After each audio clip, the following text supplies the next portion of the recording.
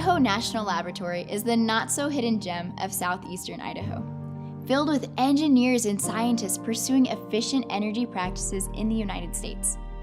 They have hundreds of employees studying many different ways to do just that. During our visit to the facility, we learned how integrated energy systems help create cleaner hydrogen that can be used in everything from fuel to agriculture. Further research into the production of clean hydrogen is one way that INL is combating climate change and reducing overall carbon emissions. To learn how their process begins, we spoke with TJ Morton, an experimental systems engineering lead for the Integrated Energy Systems program and the microreactor program at INL. We followed him as he showed us how integrated energy aids in clean hydrogen production. So here in our integrated energy systems, experimental systems, we are working on integrating the thermal systems we have, the microreactor test bed behind me and the thermal energy distribution system with the solid oxide electrolysis demonstration platforms outside. So I say integrated, and I mean that we would be able to provide heat from a microreactor test article through our thermal energy distribution system. We would provide that heat to a boiler to make steam for electrolysis. Essentially, the process of creating hydrogen starts inside, using the TEDS, the Thermal Energy Distribution System. This system is a network of pipes, pumps, and heat exchangers. It begins at the pump, which brings eco-friendly oil to a 200 kilowatt electric resistance heater. The oil is heated to about 315 degrees and then pumped through the thermal energy storage device, a tank full of ceramic beads. Ceramic has a very high heat capacity and holds heat very well. The oil then travels to a heat exchanger where it is transferred to a thermal energy user, like the electrolysis machines used in hydrogen production. This entire cycle normally takes a minute or two to complete, but is continuously cycling through. While the TED system currently uses electric heaters, the goal is to eventually replace those heaters with nuclear fuel. As they learn how to produce and harness this thermal energy, the Integrated Energy Systems program is trying to find other ways to utilize heat through other natural resources, using wind turbines, solar panels, and more. The end goal is to store the heat produced in these systems and then transfer it to the process that produces clean hydrogen.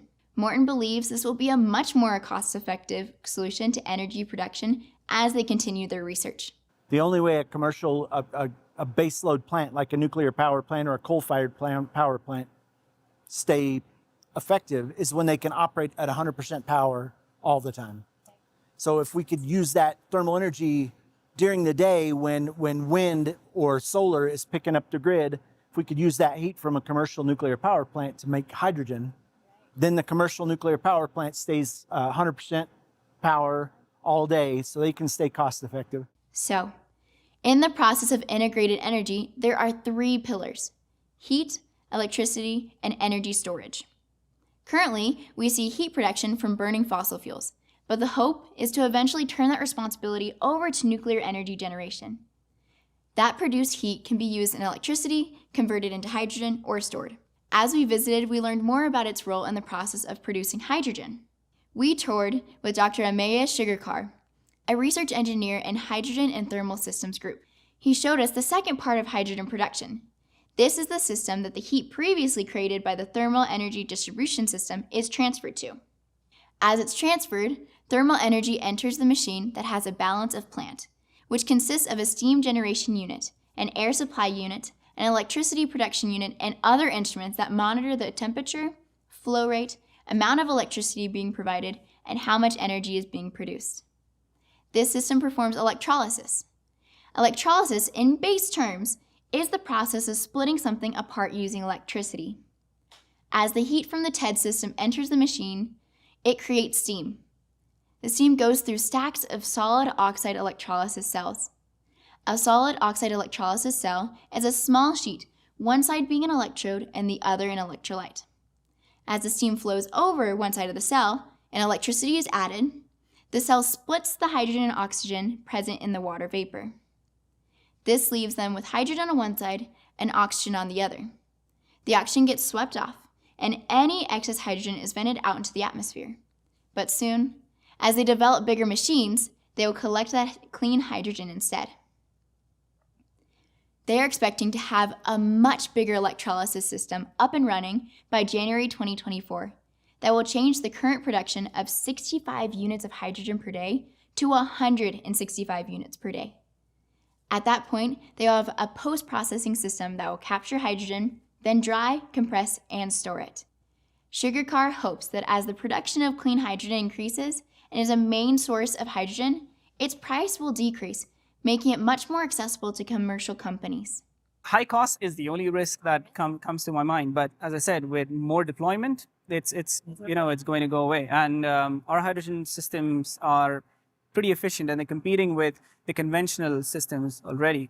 The IRA, the Inflation Reduction Act, that is giving tax credits for clean hydrogen production. That's $3 per kilogram of clean hydrogen that is being produced that you can write off in your taxes. Those incentives from the government also help, deploy larger scale systems. Coupling hydrogen with renewable energy and clean energy sources such as nuclear power plant or solar and wind also help produce, cleaner hydrogen. So those are the things that we're aiming for. And with time and more deployment, hydrogen is just going to get bigger and bigger. During our visit, we began to truly understand the goal behind INL, especially as we learned more about the engineers' work with integrated energy and hydrogen production. With this research, our energy future can only improve, and it can serve to genuinely make the world a better and cleaner place. From BYU Idaho Scroll, I'm Erica Cook.